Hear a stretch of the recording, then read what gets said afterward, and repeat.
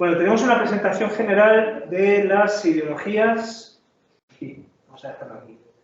Una presentación general de las ideologías que, ya digo, van a ser el relato político fundamental de la época contemporánea. La historia política de Occidente a lo largo de los siglos, finales del XVIII ya, pero bueno, a lo largo de los siglos XIX y XX, va a ser fundamentalmente una historia de la definición y confrontación de las ideologías. Es decir, modelos ideológicos que se crean, luego se transforman a lo largo del tiempo y que se oponen, que luchan. Y toda la historia política a lo largo del siglo XIX y XX va a venir condicionada por la aparición de esos relatos, ¿no? Y por eso la existencia política del hombre contemporáneo es tan, ahora lo veremos, profundamente polémica, de tanta intensidad incluso en términos de agresividad, de hostilidad. No nos encontramos épocas tan politizadas como la nuestra. Siempre ha habido, evidentemente, épocas en las que la política ha tenido una enorme importancia, siempre la política ha tenido una enorme importancia. De todas las actividades humanas, son dos fundamentalmente las que tienen como el protagonismo social, ¿no? Las que con más orgullo pueden asumir una capacidad directiva máxima. Es difícil que, por ejemplo, la economía se proponga a sí misma como la instancia más directiva de la organización social, ¿no? Porque es evidente que la economía tiene su importancia y cumple su papel, pero hay aspectos de la vida que no se pueden resolver económicamente, que no se pueden, para entendernos, declinar o conjugar en términos económicos, ¿no? Puede ser muy importante socialmente la economía, invadir buena parte también de nuestros espacios vitales. Por ejemplo, la educación pues está hoy muy invadida por el paradigma económico, pero y evidentemente el mundo laboral, etcétera, pero la técnica, sin duda, la ciencia, pero la vida familiar, la fe, la religión, los problemas relacionados con la vida en el más allá, esto no tiene nada que ver con la economía. Es difícil encontrarse en ese sentido una respuesta económica a los problemas más profundos de la existencia humana, ¿no? Lo mismo pasa con el arte, lo mismo pasa con la pedagogía u otras relaciones y actividades sociales.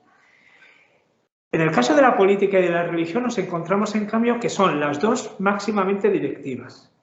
Y puestos a proponerse alguna como la de mayor protagonismo social, siempre son o la religión o la política, o ambas, enlazadas. Y eso hace que, desde el punto de vista práctico, tanto la religión como la política se plantean a sí mismos como las más radicales desde el punto de vista de nuestra existencia. Afectan a cuestiones de vida y muerte, de vida o muerte. Tanto la política como la religión nos pueden pedir el sacrificio de nuestras propias vidas, ¿no? O pueden dar una interpretación al hecho de nuestro nacimiento y de nuestra muerte. Al político también le interesa, por ejemplo, el problema demográfico, ¿no? También la religión nos da una interpretación a por qué existimos, el problema del origen y también el problema del destino. La política, que puede sacrificar nuestras vidas, también gestiona nuestras muertes, ¿no?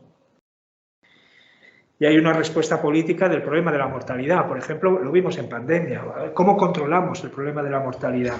Cuando la población es de X y los índices de mortalidad empiezan a afectar a un número cada vez más amplio, tenemos un problema político de primer orden, un problema de orden público, ¿no? Decimos, aquí está muriendo demasiada gente. Sea un problema personal, pero también es un problema político, público. La religión y la política son las instancias más directivas. Y en nuestra época, en la época contemporánea, siglos XIX y XX, la que ha tomado sobre todo el protagonismo ha sido la política. Y no nos encontramos, decía antes, en la historia de Occidente, una época tan fuertemente politizada como la nuestra, en la que todo tiende a resolverse en términos políticos. Y en la que, en el fondo, todos los asuntos humanos tienden a convertirse en conflictos políticos. Conflictos de ideas, pero a veces conflictos también prácticos, que se llevan a cabo en la acción. Nos enfrentamos a un conflicto a propósito de, por ejemplo,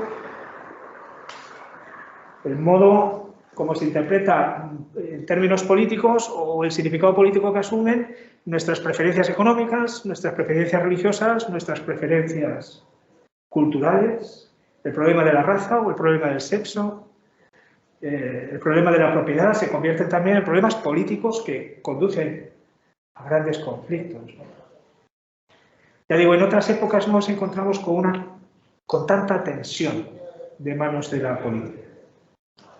Bueno, ¿y eso se debe a qué? Se debe al hecho precisamente de la ideologización de la política, es decir, de cómo los problemas políticos en la época contemporánea se formulan a partir de ese tipo específico de discursos, de esa narrativa especial que es el que hasta ahora hemos ido describiendo, el de las ideologías.